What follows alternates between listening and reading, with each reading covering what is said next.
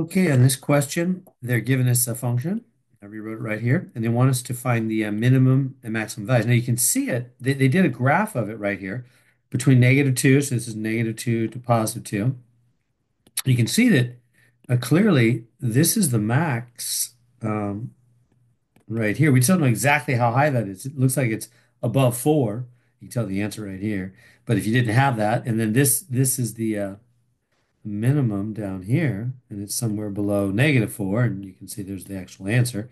So how do you find those? Well, to find the max and min values, the first thing you do is you take the derivative. So we need the derivative.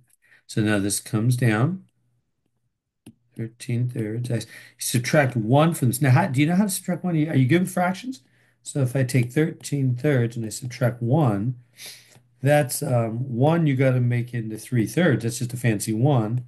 So that's 10 thirds, right? So this becomes 10 thirds. Minus, and then this comes into that's 4 times 7 thirds and subtract 1. So 7 thirds minus 1 is 7 thirds minus 3 thirds, which is 4 thirds. All right. Okay. And so there's the derivative. Now we want to set that equal to 0. Why? Well, because that's where the maxes and mins are. It's where the derivative, because remember, derivative is slope, right? So right, if you this is a roller coaster, when you're right at the tip top, you're flat, then you go down, down, down, and then right at the bottom, you go flat again before you start coming up. So at the maxes and the mins, the slope is 0. It's flat. The derivative, the slope, is 0. Remember, derivative is slope. The slope is 0 at maxes and mins because you're flat. In between, it's decreasing or increasing or whatever. Okay, so I got to solve this equal to 0. How do I do it? What do you do when you have a couple of x's like this? Well, what you want to do is you want to factor out the lower power. So, so when you have two terms like that, you want to factor out the lower x power.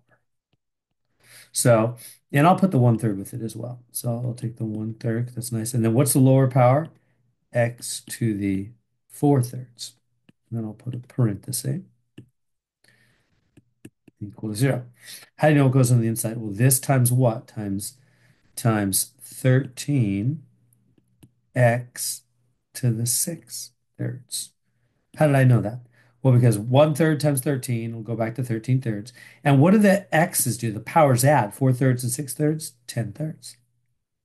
You see, minus, and then so that goes there, and then this goes there. What's this got to be? Well, you got to do the 28. I just did 4 times because this really is 4 over 1. So this is 28 on the top, right? 4 times 7, 28. So when the 1/3 hits the 28, it's 28 thirds. And I don't need any x at all because it's already got x to the 4/3. It'll go back, right? The lower one, you don't need that. That make okay? So that hopefully making sense, right? That goes there. 28 thirds, x to the 4/3. Okay, so now what are we going to do from there? So what did I do? I factored out the lower x power. Okay, now you set each part to 0. Let me get rid of all this fraction stuff down here.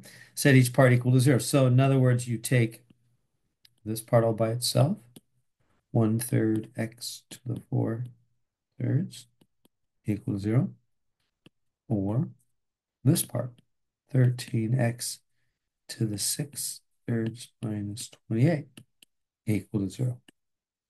Why? Because that's logical. If two things are multiplying to equal 0, either one could be 0, right? If I said, hey, I'm thinking of two numbers and they're multiplying to be 0, what does that mean logically? First one could be 0, like 0 times 7, or the second one could be 0, like 4 times 0, right? Either one could be 0 to make them multiply to equal 0. So the first one could be 0 or the second one could be 0. How do we finish solving this one? Let's multiply by 3 on both sides, cancels out. X to the 4/3 is 0. Now what do you do well, we want to make that regular x, don't we? Which means x to the 1. How do you make that 1? You raise it to the upside down power, 3/4. Whatever you do to one side, you got to do to the other. right? The threes will cancel, fours will cancel. It's x to the 1. 0 to any power is just 0, so it's just x is 0. All right, let's do the other side. Bump this guy over. 13. 6 over 3, that's squared, huh? Positive 28 when you go to the other side. Divide by the 13 there. Boom.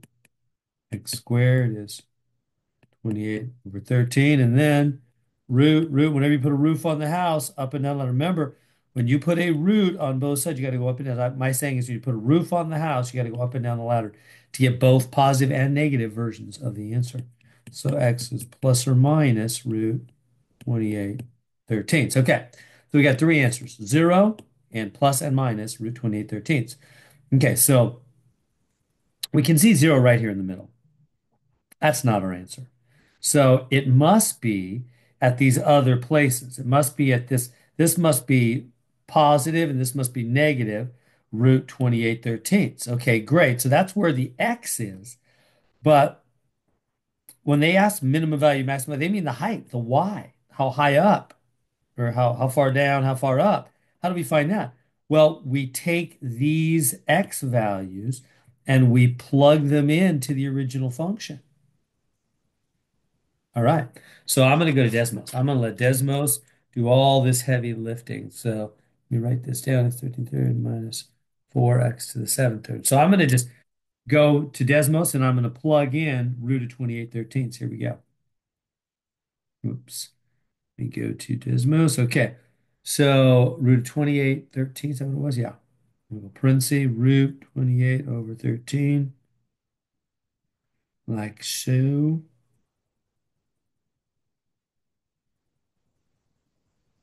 to the power.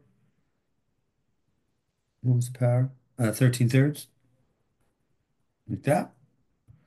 Um, Minus 4x to the 7 thirds. So minus 4. And then I'm going to put parentheses again, root 28 thirteenths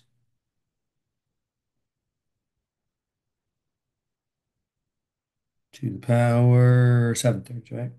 To the power 7 thirds. I think I got that right. And I'm getting negative 4.5187. Negative 4.5187. Yeah, got it. Right? See it right here. So here's my answer. Okay, now how to get the other one? So I plugged in positive. Yeah, that's right. So with the positive root 28 thirteenths.